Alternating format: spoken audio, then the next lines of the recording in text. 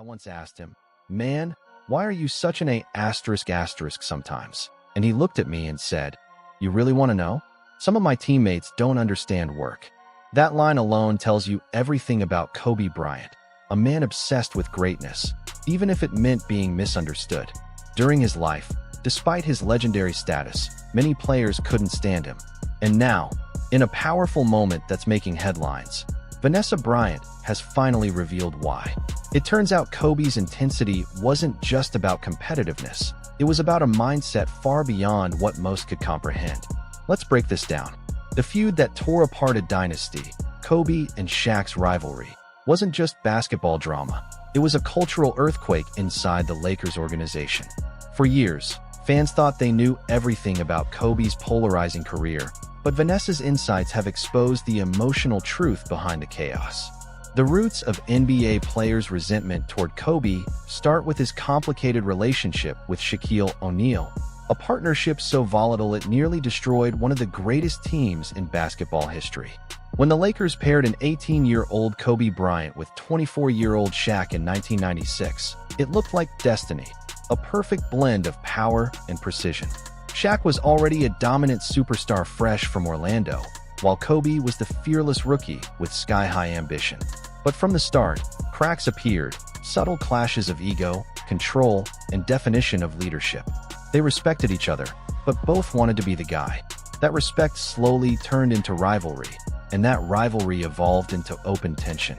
Shaq once recalled, "First championship, we win, there's 30,000 on the floor. Who's the first to jump in my arms? Kobe. We got disagreements. Yeah, but beef? Nah, not beef." Yet beneath that public denial, the tension was undeniable. Two alpha forces locked in a struggle for dominance, building a dynasty that could only stand as long as their pride allowed it to. Disagreements, not beef. That's how Shaq described it. But those disagreements would soon explode into full-blown chaos that shook the entire NBA. Early tensions sparked when Kobe's swagger and confidence rubbed veterans the wrong way, earning him the nickname Showboat. Shaq even complained about having to babysit him. Imagine being a teenage rookie and having one of the most dominant forces in basketball mocking you publicly. That was the psychological battlefield Kobe had to survive in. The breaking point came in the 1997 playoffs against Utah, when Kobe airballed 4 straight shots in overtime and Shaq fouled out, ending the Lakers' season in disaster. It wasn't just a loss. It exposed everything wrong between the two. A young star desperate to prove he belonged, and a veteran giant losing patience with what he saw as arrogance. By 1998, Kobe's rising stardom made things worse. Fans adored him, but teammates didn't trust him, and Shaq reportedly grew jealous of Kobe's popularity and jersey sales. The rivalry even turned physical. During a pickup game amid the lockout, Shaq slapped Kobe after a hard foul, marking the first time their tension got violent. Inside the Lakers, the atmosphere was toxic. Shaq went public, saying Kobe cared more about fame than winning, while Kobe quietly trained harder than anyone, and that made people hate him even more. His relentless work ethic didn't inspire his teammates, it exposed them. "I'm in here busting my ass every day, and these dudes don't want to work," Kobe said once. "I don't trust them." That's the heart of the story. Kobe's obsession with perfection isolated him from everyone else. Players like Smush Parker and Kwame Brown later accused him of being a bad teammate, but in truth, they couldn't keep up with his standards. Even his first coach, Del Harris, told him, "You chose to compete with men, so I'll treat you like one." Then came Phil Jackson, who tried to manage the Shaq-Kobe firestorm, but the tension kept burning. Even in victory, like the alley-oop that sealed the 2000 Western Finals, Shaq ignored Kobe's high five. The three-peat years from 2000 to 2002 should have been pure celebration, but behind the rings were constant ego battles and cold stares. By 2003, the foundation was cracking. Shaq delayed surgery, came into camp out of shape, and Kobe called him out, saying he was lazy and unprofessional. The feud hit its peak in 2004 when Kobe blasted Shaq's leadership and conditioning on ESPN, calling him out for being overpaid and undisciplined. Shaq fired back, calling Kobe a clown. When the Lakers lost to Detroit in the finals, it was over. Shaq demanded a trade. Kobe told management, "It's him or me." Jerry Buss chose Kobe, sending Shaq to Miami, and with that, the dynasty ended. But this was just the beginning of a darker chapter. Because what followed, the 2003 Colorado scandal, didn't just redefine Kobe's legacy, it changed how every player in the league viewed. That summer, while recovering from knee surgery, Kobe checked into a Colorado lodge where an encounter with a 19-year-old hotel employee named Caitlin Faber would become one of the most infamous incidents in sports history. Her accusation of assault sent shockwaves through the world. Kobe first denied any contact, then admitted it happened, but insisted it was consensual.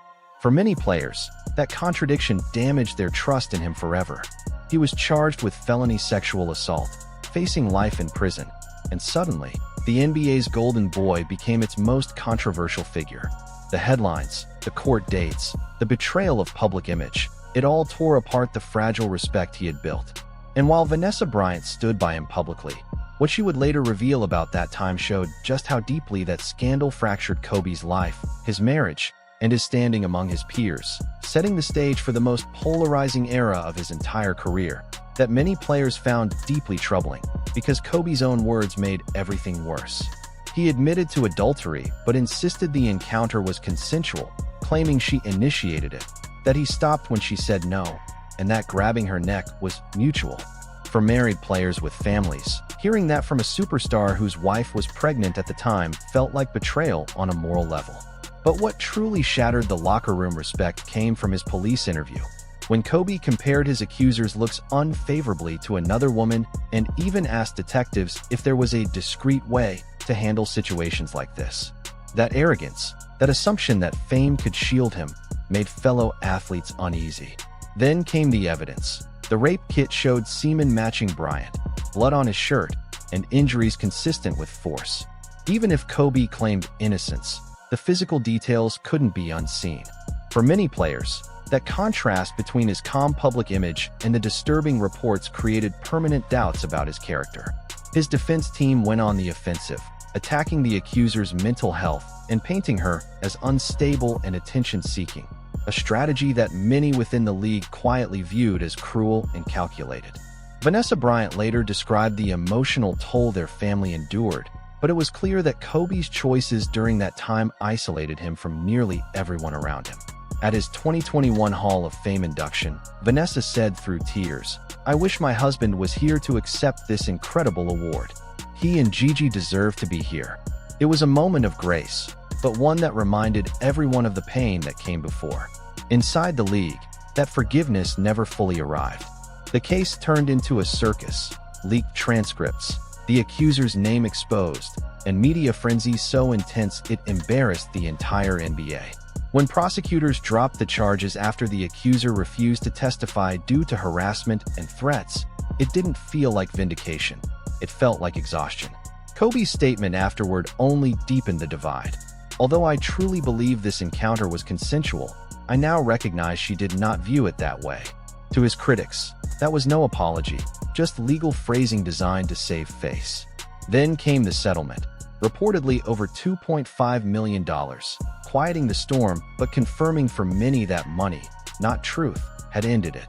Kobe lost some endorsements, like McDonald's and Nutella, yet still landed a $136 million contract with the Lakers. Around the league, that fueled resentment. That fame and fortune had insulated him from consequences. And for players who already viewed him as prideful and unrelenting, this scandal amplified everything. The ego, the isolation, the image of a man who refused to bend even when his world was crumbling. It wasn't just about guilt or innocence anymore. It was about how Kobe Bryant's handling of one night in Colorado forever changed how his peers saw him, not as the Mamba yet, but as a man who crossed lines no one could forget. Former players like Gilbert Arenas once claimed that nobody in the NBA truly liked Kobe Bryant, and in hindsight, it's not hard to see why.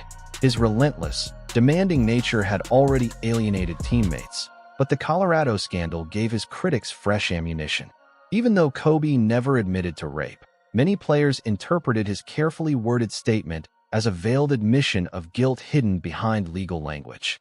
Anonymous 2006 polls ranked him among the most disliked athletes in the league, while online discussions years later continued labeling him as selfish and distrustful of teammates. The timing of the scandal couldn't have been worse. During the 2003 to 2004 season, when Kobe faced sexual assault charges, the Lakers' locker room became a pressure cooker. Shaq had recruited Karl Malone and Gary Payton for one last title run, but Kobe's absences for court appearances and surgery left veterans feeling betrayed. They believed his personal chaos and the media circus it brought had cost them a championship when Detroit dismantled them in the finals. Vanessa Bryant would later reveal that Kobe even clashed with Karl Malone after accusing him of making inappropriate comments toward her, sparking another controversy while he himself was facing accusations of misconduct. That irony, defending his wife's honor while fighting a sexual assault case, wasn't lost on players who saw hypocrisy rather than heroism.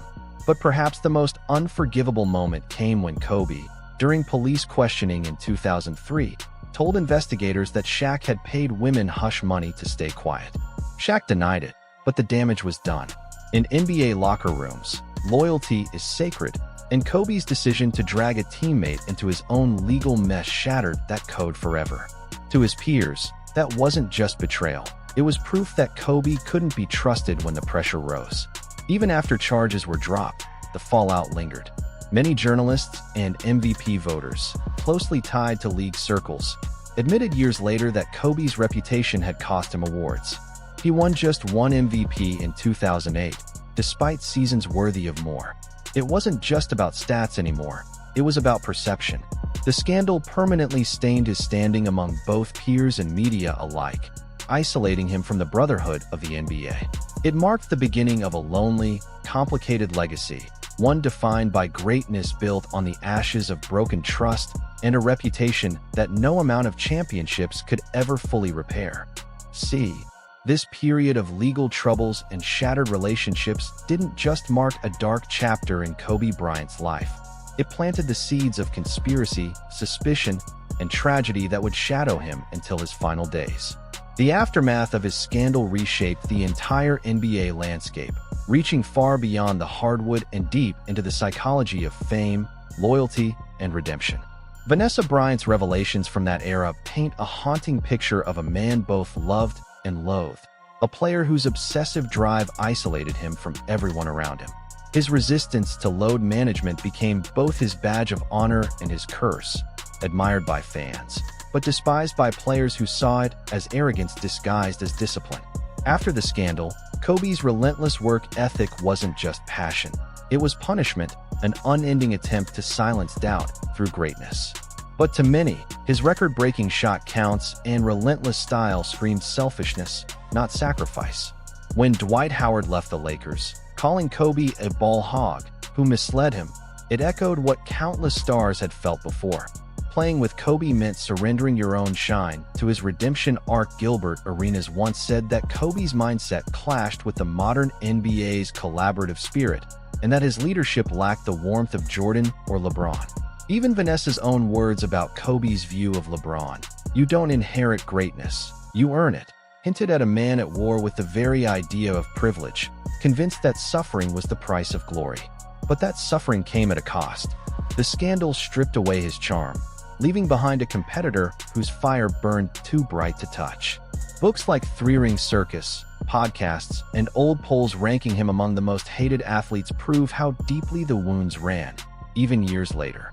And then came the tragedy. January 26, 2020, Calabasas, California. The world stopped when news broke that Kobe Bryant's helicopter had gone down. Official reports called it pilot error, spatial disorientation, the kind of freak accident that ends legends too soon. But for those who knew the enemies Kobe had made, the timing felt wrong. Conspiracy theories exploded. Claims that Kobe was silenced before exposing powerful corporations or dark Hollywood secrets. Photos from Diddy's birthday party, whispers of Illuminati rituals, even suggestions of hacked aircraft systems, all feeding into a web of suspicion that refuses to die. Whether fantasy or fact, one thing is certain. Kobe's unyielding pursuit of greatness, his betrayals, his defiance of power, all of it created a legacy so magnetic, so polarizing, that even in death, peace refused to find him. And as the smoke settled over the Calabasas hills, one question still burned brighter than the wreckage below. Was Kobe Bryant's downfall truly an accident, or the final chapter of a story written long before that flight ever took off? The mystery surrounding Kobe Bryant's death didn't end with the crash, it only deepened. As investigators closed their reports, conspiracy theorists opened new ones, claiming the official story left too many holes. Kobe wasn't just retiring into comfort. He was building an empire, media ventures, youth mentorships, global investments, a legacy that could rival his on-court greatness. But some believe that growing influence made him dangerous to powerful interests, and that his sudden death was no coincidence.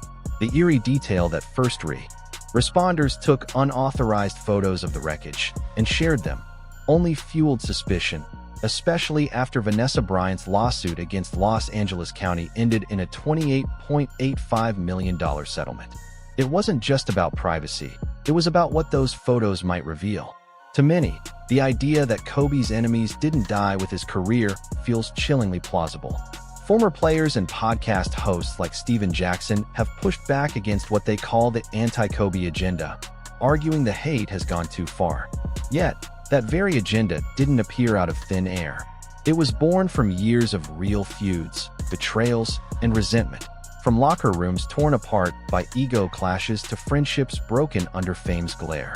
Even in 2025, Shaquille O'Neal reignited the fire, claiming he could have won 3 more rings with Tracy McGrady instead of Kobe, words that sparked outrage and reopened old wounds.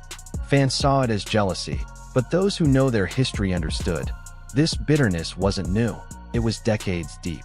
The feud, the accusations, the silence that followed, all of it stitched into a narrative too complicated for a simple hero or villain. Vanessa's revelations peeled back another layer, showing how Kobe's relentless pursuit of greatness often blurred into obsession, how admiration turned to resentment, and how love turned into legend. And as fans debate his legacy on social media and podcasts, one truth lingers in the air like smoke after a crash. Maybe Kobe's greatest battles weren't the ones fought on the court, but those that followed him long after the final buzzer. Because the question that remains, the one no one dares answer, isn't just how Kobe Bryant died, but why his story refuses to rest in peace.